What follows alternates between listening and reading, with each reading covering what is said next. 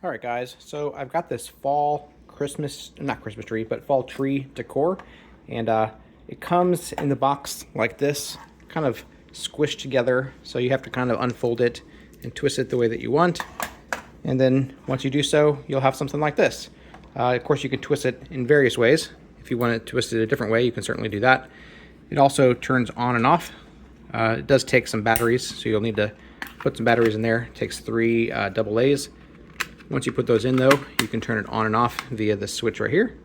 And there's a timer as well. So there's an off, on, and a timer. That way you don't waste your batteries all night. Turning it on, you have some lights that light up. So if you want a fall decor tree that lights up, adds a little bit of flair to your home that you can kind of mold in various ways. You might want to check this out. If you kind of look closer, there are some acorns on the tree.